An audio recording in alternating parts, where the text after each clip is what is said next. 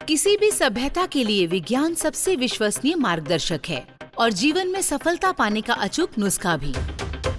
भारत की वैज्ञानिक प्रगति के सूत्रधार council of scientific and industrial research का योगदान इस दिशा में बहुत महत्वपूर्ण है। 38 लैब्स, 4600 वैज्ञानिक तथा पूरे भारत में अपने निरंतर विस्तार के साथ CSIR भारत की जनता की सेवा में पूरे उत्साह के साथ कार्यरत है। Centre for cellular and molecular biology की गिनती CSIR की प्रमुख लैब्स में होती है।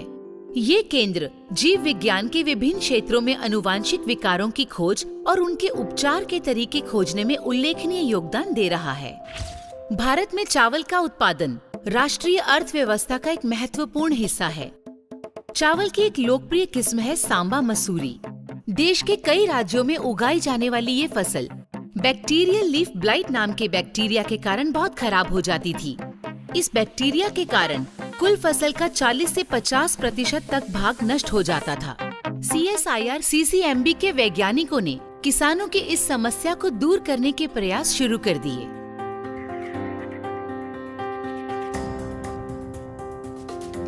एक बड़ी चुनौती थी इस बैक्टीरिया के रोकथाम की। 3 नई जीन्स को सांबा मसूरी के DNA में शामिल करके सांबा मसूरी की प्रतिरोधक क्षमता को बढ़ाया गया। आधुनिक मशीनों के माध्यम से एक ऐसी हाइब्रिड फसल तैयार की गई जो बैक्टीरियल लीफ ब्लाइट को पनपने ही ना दे।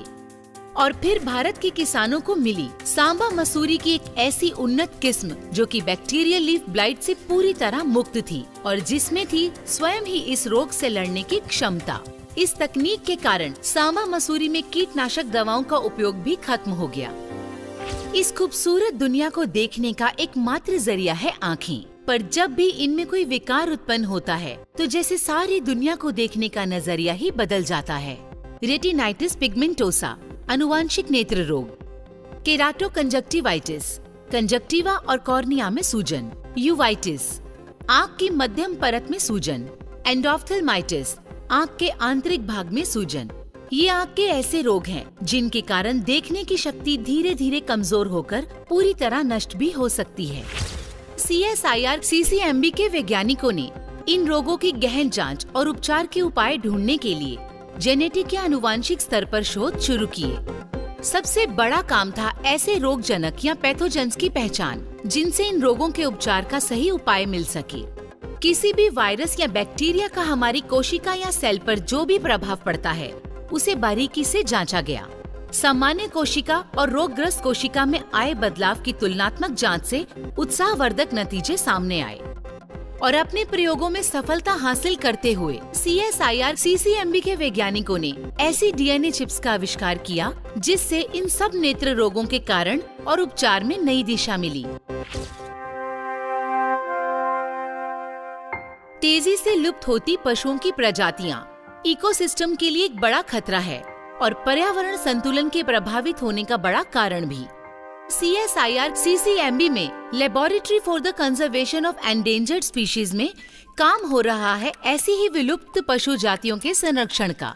लाकॉन्स के वैज्ञानिकों ने वन्य प्राणियों को पुनः सृजित करने के बारे में काफी बारीक जानकारी हासिल की है। जैव तकनीक के आधुनिक तरीके अपनाकर लुप्त प्राय प्राणियों के पुनः सृजन के प्रयास के लिए जर्म प्लाज्म और टिश्यू बैंक बनाए गए। लुप्त होने की कगार पर पहुंचे शेर, चीता, तेंदुआ आदि जानवरों के वीर्य को संरक्षित करके भविष्य में इनके प्रजनन की संभावनाओं को सुरक्षित कर दिया गया है। सफल मार्गदर्शन किसी भी संस्थान को अपनी गतिविधियां नई ऊंचाइयों पर ले जाने में सहायक होता है।